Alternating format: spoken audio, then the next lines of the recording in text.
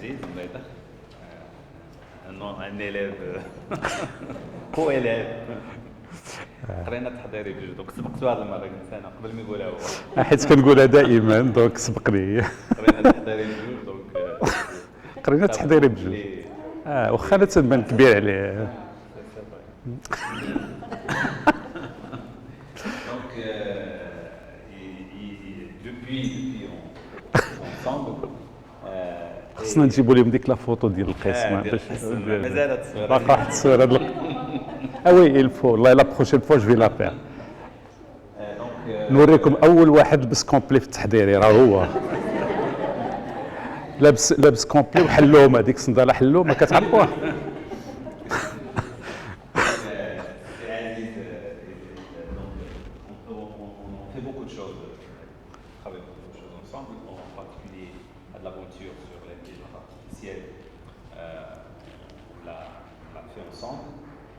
Et donc j'ai appris beaucoup de choses, surtout les côtés application.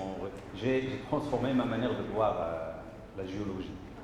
Parce que d'ailleurs je me demande pourquoi il n'est pas une des disciplines les plus cotées dans les universités. Elle touche à tout, donc que ce soit les ressources naturelles, l'urbanisme, la prospection pétrolière, donc les risques naturels, pratiquement il touche à tout, les constructions, etc. La géo, donc, parce qu'il s'étend vers plusieurs domaines. Et donc Aziz aujourd'hui va nous faire découvrir cette importance un peu de la géologie, mais au-delà, bien sûr, tout ce qui est géosciences, tout ce qui lui sont liés.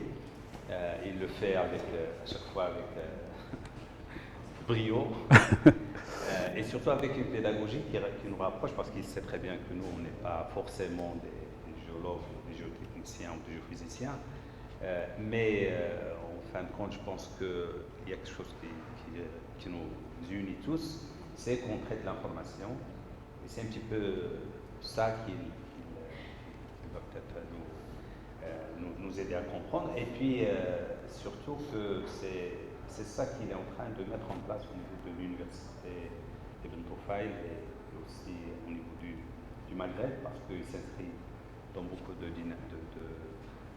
dynamique de recherche scientifique au niveau africaine, en particulier maghrébine, mais aussi africaine. Et d'ailleurs, il y aura un congrès dans une année. Dans une année. Deux congrès. واحد ديال المغرب والاخر ديال اللي غنمشيو له لا تركيا. هذاك ديال الجورنال العربي سورتو ديال المغرب. Au Maroc. À Kinitra, ici, en partie. À Média. Et c'est un grand événement maghrébin. Autour de tout ce qui est géologie. Géophysique et l'intelligence artificielle va faire partie pour la première fois du congrès comme étant un champ disciplinaire du futur qui va assurer la continuité de la géophysique par la suite. Donc, vous voyez un petit peu l'effort qu'il est en train de parce que voilà, donc c'est presque c'est vraiment une révolution dans le département de géologie et comme j'ai dit, pas seulement au Maroc, à une échelle beaucoup plus importante. Donc il va nous faire goûter cette aventure et c'est à la série. Bien, donc merci Sijawed. Donc encore une fois, donc je tiens à te remercier parce que si je suis là dans le machine learning, c'est grâce à toi. Donc parce qu'à un moment donné, quand on discute de tout, et puis à un moment donné, en 2018, je me rappelle, donc moi je rentrais d'un voyage à l'étranger, là où j'ai entendu pour la première fois le machine learning, et puis je trouve Jawed en train de fouiller dans l'intelligence artificielle après avoir passé un certain temps en intelligence territoriale. Donc les gens se demandaient qu'est-ce qu'un amateur était en train de faire en intelligence territoriale, et puis un jour il leur a fait sortir l'intelligence donc Geodata, Géodata, donc géologie, géosciences, géographie, géomorphologie, tout ce qui est géo, tout ce qui est précédé par le préfixe géo, c'est relatif aux sciences de la Terre, donc aux sciences liées à la surface de la Terre. Donc, dès le départ, je vais vous dire, je tiens à vous dire dès l'instant, des premiers instants, que ça ne sera pas un discours sur les roches, parce que ça a commencé à m'agacer depuis un certain temps. Dès qu'on parle de géosciences, donc les gens, d'une manière très superficielle, vous disent que vous êtes en train de travailler sur les roches.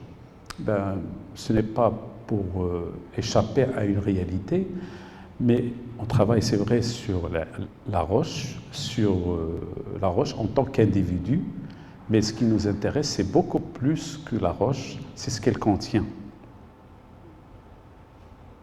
Sachant que la roche, ce n'est que le support d'une ressource dont nous avons besoin tous et toutes et que nous exploitons chaque jour. On extrait l'eau de la profondeur de la roche. Le pétrole, on le tire de la roche. Les mines, or, cuivre, zinc, etc., c'est la roche. Donc finalement, ces masses rocheuses qui existent, qui affleurent en partie en surface, ils contiennent d'énormes ressources en profondeur. Le mot data mining, il renvoie à l'utilisation des données pour extraire donc les données comme étant une mine d'informations.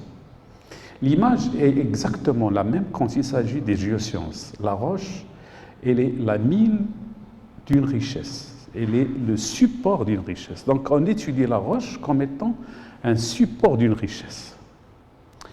Donc, et pour étudier n'importe quel type de données, notamment les données dont on a parlé tout à l'heure, quand on étudie les données, on sait que dans le tas de chiffres qu'on a, il y a des données qui sont pertinentes. Et on cherche à dégager ces données pertinentes. Donc c'est pour cela, depuis un certain temps, depuis la vulgarisation de l'ordinateur, les géoscientifiques, pour ne pas réduire le champ des gens qui travaillent sur la surface de la Terre aux seuls géologues, les géoscientifiques, ce sont toutes les personnes qui travaillent sur la donnée naturelle, la donnée climatique, la donnée liée à l'eau de surface, la donnée liée au génie civil, la donnée liée parfois à la population qui habite dans certains endroits. En tout cas, toutes les données, je vais les généraliser, tous les types de données qui ont des coordonnées, donc qui sont géoréférencées, on va leur donner le nom de géodata. Une fois on a une base de données, donc le géologue, le vrai géologue, il ne fait que créer des données, donc il y a la phase de création des données, puis il y a le stockage des données dans des tableaux. À partir du moment, vous le savez mieux que moi, à partir du moment où on crée un tableau de données, on est dans le domaine de la gestion de la donnée. Dès que la donnée devient importante, on est dans le big data, ou on est dans les systèmes d'information. Dans ces systèmes d'information, on en a fait une séance avant, je crois, à Stade l'année passée. Ces systèmes d'information, pour les distinguer des autres systèmes d'information, on les appelle des systèmes d'information géographiques. Donc à chaque fois que vous avez un outil de travail sur les données, pour que l'on puisse dire qu'on est dans un domaine spécifique, on leur ajoute un préfixe ou un muhadnas qui nous permet de dire qu'on est dans un domaine particulier de la donnée, qui est la donnée géoscientifique. C'est de la donnée liée à la surface de la Terre. La seule étiquette qui permet de séparer les données normales aux données géoscientifiques, c'est les coordonnées. Une fois une donnée possède un couple de coordonnées ou un triple de coordonnées x, y, z, chose que vous faites à chaque fois que vous échantillonnez sur un espace, vous êtes en train de travailler sur des données avec les méthodes que vous connaissez mieux que moi, mais il y a des choses qui deviendront spécifiques à ces données du moment qu'on leur a affecté une étiquette donnée spatiale. Donc la donnée spatiale, elle a ses particularités. Elle a ses particularités quand on construit la base de données. Elle a ses particularités quand on construit le système d'information. Et il a ses particularités quand on construit le big data. Et maintenant, elle a ses particularités quand on fait de la statistique, puisque ça devient de la juste statistique. Ça veut dire qu'on ne va pas travailler avec les mêmes règles que la statistique classique. Et puis, par extension, elle aura ses particularités quand on parlera du machine learning appliqué aux données géoscientifiques.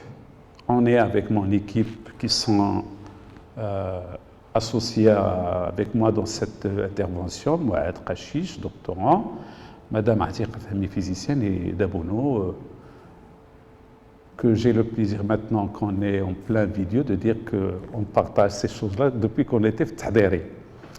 Donc vous voyez qu'est-ce que j'ai supporté depuis Taderi. Donc nous sommes là qui arrêtons un an من Taderi. On est chez Adam. Bien. J'ai aussi l'habitude de mettre un peu mon audience dans le climat ou dans l'air du temps dans lequel je vis en préparant mes exposés. Alors en les préparant, j'ai le plaisir de vous montrer quelques références qui montrent que la donnée géologique, elle aussi, elle est traitée comme étant une donnée à part entière, avec des références maintenant qui, grâce à l'informatique, on les perçoit dès qu'elles sortent dans le marché. Le premier, c'est une référence chinoise, Quantitative Geoscience, Data Analytics, Geostatistique, Reservoir Characterization and Modeling. Donc on est dans l'esprit de la modélisation des réservoirs à l'aide de l'analyse des données de la géostatistique.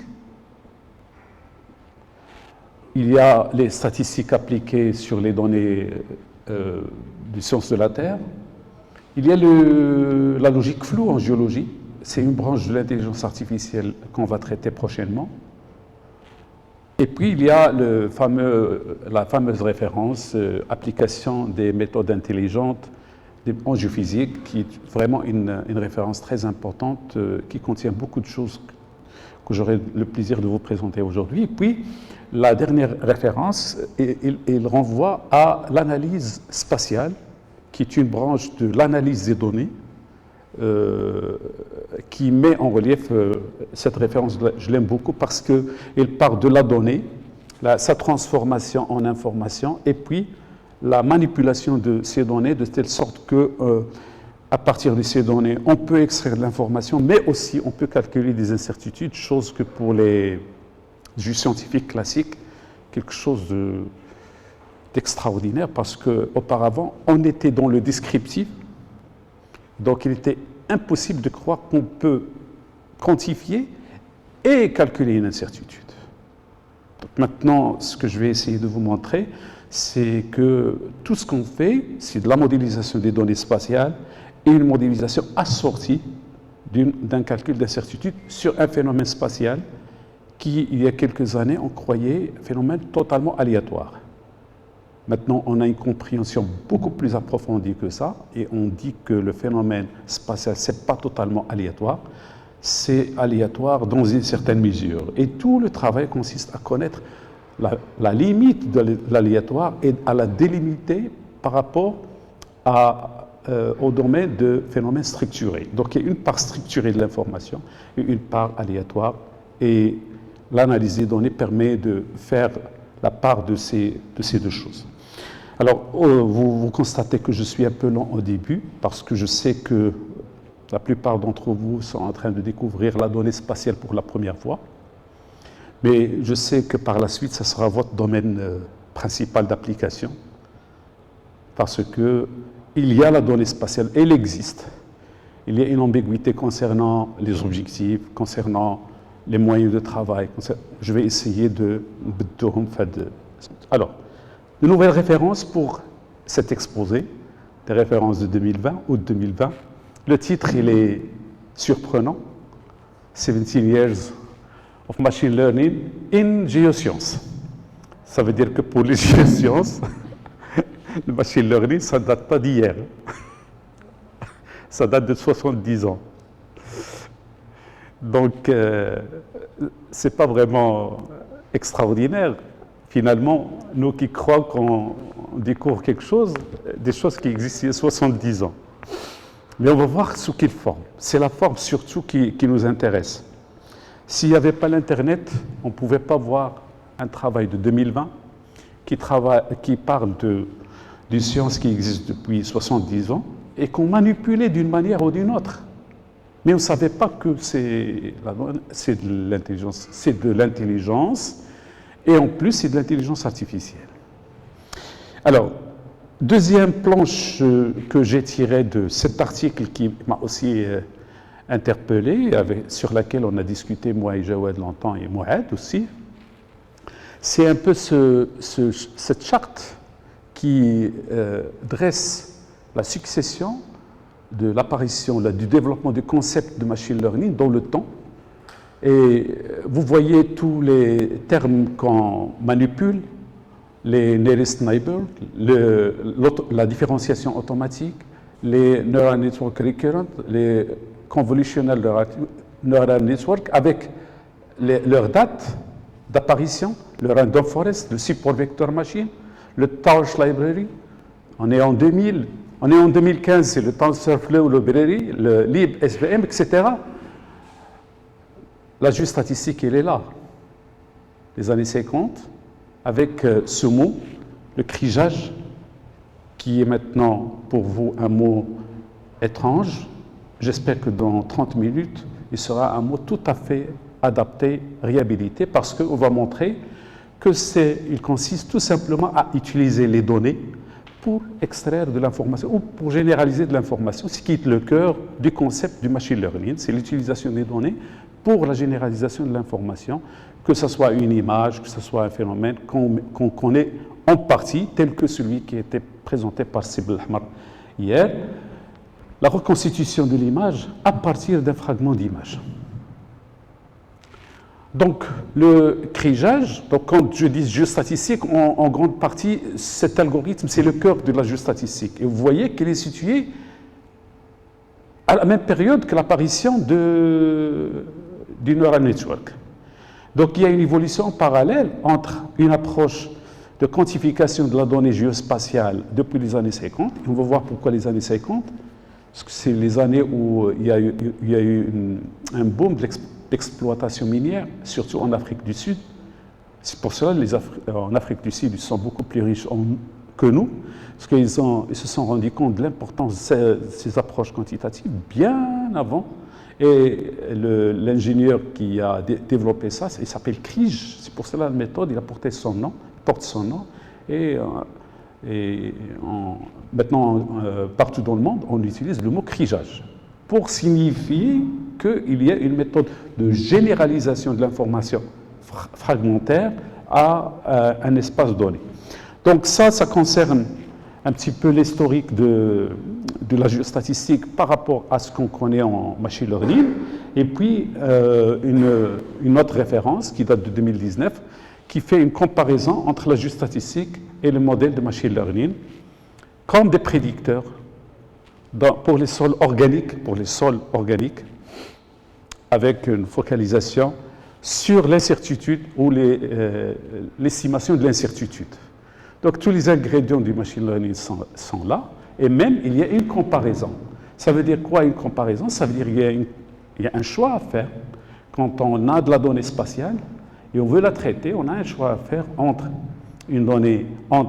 les méthodes classiques maintenant, qui sont les données du machine learning. Et là, on a une courbe qui montre le crigeage en tant que technique de prédiction depuis, 2000, et son évolution en parallèle avec l'utilisation du machine learning dans la prédiction. Et on voit que au cours des 20 dernières années, ils avaient une évolution parallèle. Ça, c'est une courbe obtenue à partir de l'analyse des articles de Scopus. Donc, on a une évolution en parallèle des deux approches, et puis à partir de 2014, il y a le machine learning qui commence à l'emporter sur le crigeage. Comme quoi, le crigeage, c'est une technique qui était jusqu'à l'an 2000, une technique chez les géoscientifiques, une technique d'interpolation beaucoup plus utilisée que le machine learning. Et plus on comprend le machine learning, plus on remplace le crigeage par le machine learning. Mais si c'est une approche qui fonctionne de la même manière que... Alors, un peu le plan que je vais suivre. Donc, on est dans la donnée, dans le domaine de la donnée, et on va faire quelques arrêts sur des aspects particuliers de la donnée géoscientifique, pourquoi elle est particulière. À partir des données, on va définir un certain nombre de variables, et là aussi, on va spécifier, quand il s'agit de variables spatiales, comment on va les reconnaître, et comment, surtout, on va les étiqueter. Parce que hier, on parlait d'étiquetage des données pour faire de l'apprentissage supervisé. Donc, l'étiquetage, il va être particulier pour les données spatiales. Et puis, une fois on a les données, quel est le défi à surmonter? Quand on a une photo d'un chat et on veut la reconstituer, on connaît les difficultés. Maintenant, quand on a une image d'un phénomène naturel et on veut le reconstituer, il faut qu'on sache quelle est l'hétérogénéité, quel est le problème qu'il faut vaincre dans ces données pour que l'on puisse dire qu'on est arrivé à reconstituer l'image vraie. Parce qu'un chat, on le connaît, mais une ressource qui existe dans la profondeur, on ne la connaît pas. Donc comment on va dire qu'on a reconstitué l'image de ce qui existe en profondeur? Alors on va exposer le concept d'hétérogénéité, parce que finalement, quand on a une image de quelque chose, c'est un ensemble de choses donc c'est un nez, des yeux avec un nez, donc c'est une surface qui porte des objets qui sont hétérogènes. Donc dans le sous-sol, il faut être en mesure de dire qu'est-ce qui est homogène, qu'est-ce qui ne l'est pas.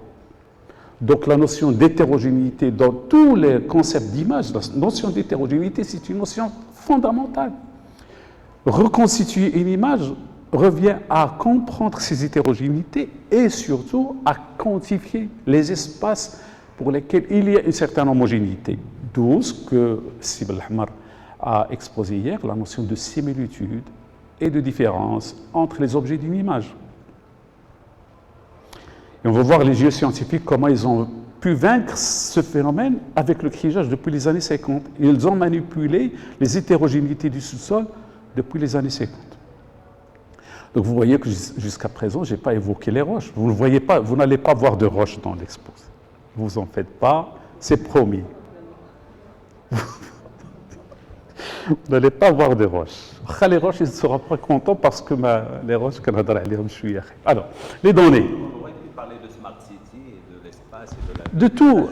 Regarde, les géosciences, les Smart Cities, c'est des géosciences. Donc finalement, de la géographie, Donc finalement, quand on parle de données spatiales, c'est toute la donnée qui a des coordonnées x, y.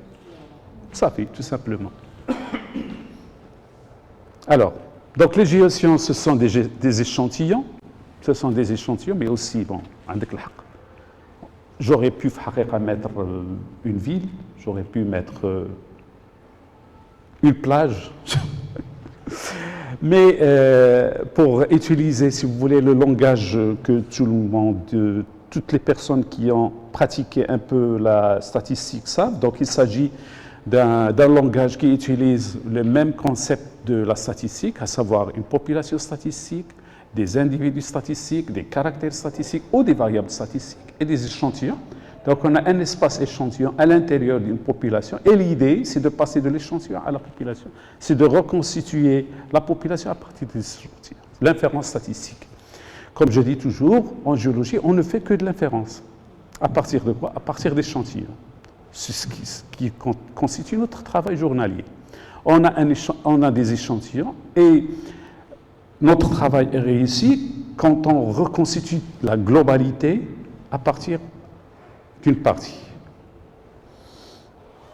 Alors, à une image qui est chère à Jawed, quand on voit une roche, c'est pour cela que je suis emporté par la partie ressources naturelles, parce que finalement, quand on manipule les géosciences, vu en profondeur, parce que par la suite je vais faire des applications en géophysique, on a intérêt à se demander mais à quoi ils servent finalement les géosciences. Les géosciences, ils servent à caractériser des objets qu'on ne voit pas. On met les espaces qui se trouvent entre les grains et qui sont susceptibles de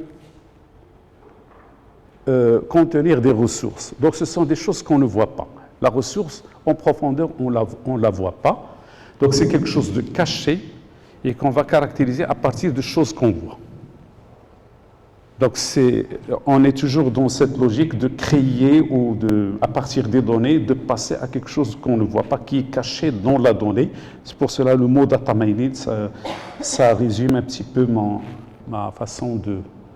Alors, les variables géoscientifiques, tous les variables, ce sont des variables aléatoires, c'est-à-dire des variables dont on ne peut pas prévoir le comportement avec certitude. L'évolution de la criminalité dans une ville, on ne peut pas prévoir son comportement dans l'espace de manière certaine. C'est une variable aléatoire. Les proportions de l'eau dans une zone donnée, ils varient de manière aléatoire. Les proportions de mines, etc. Donc le taux de mine, la teneur en minerai dans un gisement minéral, c'est une variable aléatoire. Toutes les variables qu'on manipule sont des variables aléatoires. Là aussi, puisqu'il s'agit de variables géoscientifiques, les variables aléatoires géoscientifiques sont appelées variables régionalisées. Variables régionalisées.